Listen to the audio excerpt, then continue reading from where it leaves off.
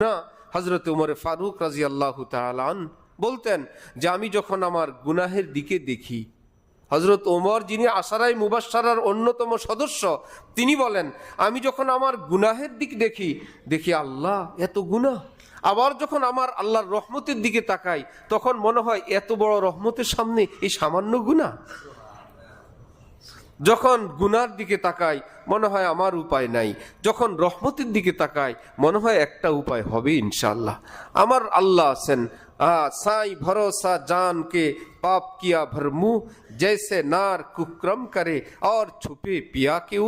হিন্দি ভাষায় প্রবাদ যে কারো স্বামী কোনো নারীর প্রভাবশালী বড় পাওয়ারফুল, সেই পাওয়ারে মহিলা আশপাশের অন্যান্য নারীদেরকেও দাপট দেখায়, যার তার উপর সে আক্রমণ করে, হামলা করে, ঝগড়া করে যে আমার স্বামী আছে। কেউ স্বামীর ভয়ে কিছু বলে না।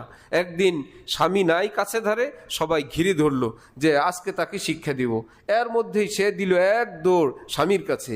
এক বুজুর্গ বললেন সাই ভরসা জানকে পাপ কিয়া ভরবু, স্বামীর ভরসায় অনেক পাপ করলো, অপরাধ করলো, জैसे নার কুক্রম করে আর ছুপে পিয়া কেহুর। এ আল্লাহ আমরা ওই রকম আপনার ভরসায় আমরা তো অনেক গুনাহ করে বসে গেছি।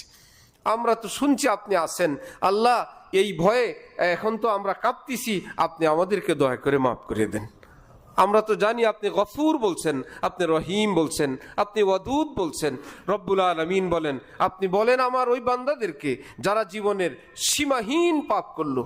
বুজুর্গানি দিন বলেন সারা জীবনের পাপ অত বড় পাপ না। খুব খেয়াল করবেন, সারা জীবনের পাপাচার, নামাজ পড়ে নাই, রোজা রাখে নাই, নেশা করলো, নষ্টামি করলো, বদচরিত্র করলো, এই ধরনের বা আরো যত ধরনের সমস্ত পাপগুলো অত বড় পাপ না। আল্লাহ আমাকে ক্ষমা করবেন না অথবা আল্লাহ অমুক ব্যক্তিকে ক্ষমা করবেন না, এই একটা কথা বা একটা ধারণা এর চাইতে বড় পাপ।